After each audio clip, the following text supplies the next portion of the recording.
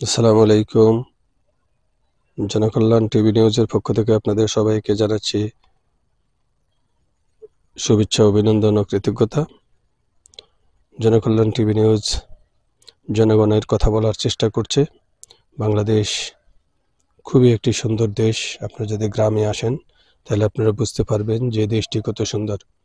গ্রামের দৃশ্যগুলো দেখলেই আপনারা বুঝতে পারবেন যে বাংলাদেশ কত সুন্দর সুন্দর গ্রাম রয়েছে, কত সুন্দর দৃশ্য রয়েছে। আর গ্রামে না আসলে আপনারা বুঝতে পারবেন না যে আসলে বাংলাদেশটি কত সুন্দর। তো বিশেষ করে বাংলাদেশের নাগরিকদের আসলে বাংলাদেশের নাগরিক হিসেবে আমাদের করণীয় কি, আমরা অনেকেই তা জানি না। কারণ আমাদের আসলে অনেকেরই প্রশিক্ষণ নেই। আর এই প্রশিক্ষণ না থাকার কারণে আজকে এদেশের মানুষ দিশেহারা। এদেশের মানুষ কি করবে তা বুঝতে পারছে না। যখন কোনো একটি মানুষ কোনো একজন ব্যক্তি সুন্দরভাবে গুছিয়ে কথা বলেন, তখন মানুষ আবেগের বশবর্তী হয়ে তার কথায় বিশ্বাস করে মানুষ সে কাজটি করার জন্য ঝাঁপিয়ে পড়ে। কিন্তু পরবর্তীতে যখন তিনি কথা রাখেন না, তখন মানুষ আসলে আশাহত হয়ে যান এবং দিশেহারা হয়ে যান যে এই লোকটি আমাদের সাথে প্রতারণা করেছে। এভাবে আমরা গত 53 বছর আসলে এই জাতি প্রতারিত হয়েছে বিভিন্নভাবে মানুষকে বিশ্বাস করে। কিন্তু আজকে দেখেন, আজকে আমরা সবার কথা শুনে আমরা আসলে প্রতারণার শিকার হচ্ছি।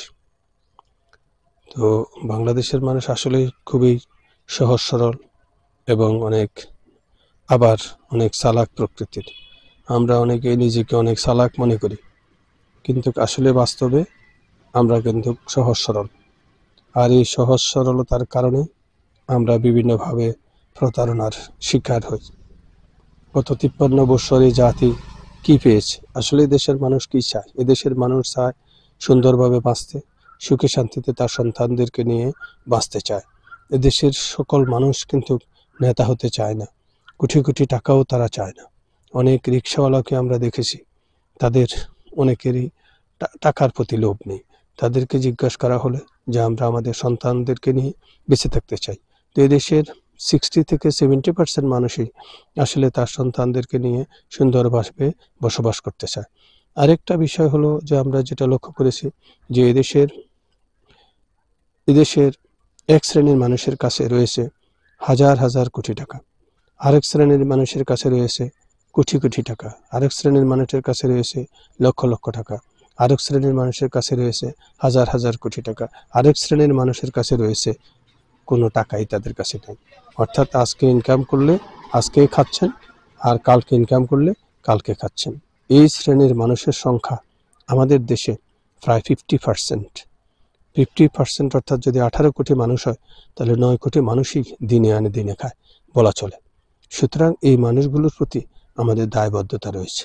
এই মানুষগুলোকে আমরা যদি সুন্দরভাবে বাঁচার সহযোগিতা না করি, এই মানুষগুলোর জন্য যদি আমরা কাজ করি, বিশেষ করে রিক্সাওয়ালা, ভ্যানওয়ালা, কৃষক, শ্রমিক, শ্রমজীবী মানুষ, এদের দিকে তাকাতে হবে এবং এদেরকে বিভিন্নভাবে প্রশিক্ষিত করে যদি আমরা বিভিন্ন কাজে লাগাতে পারি, তাহলে আমরা এই দেশটাকে অনেক দূর নিয়ে যেতে পারবো এবং আমাদের যে স্বপ্ন, সেই স্বপ্ন বাস্তবায়ন হবে এবং স্বপ্নের বাংলাদেশ করতে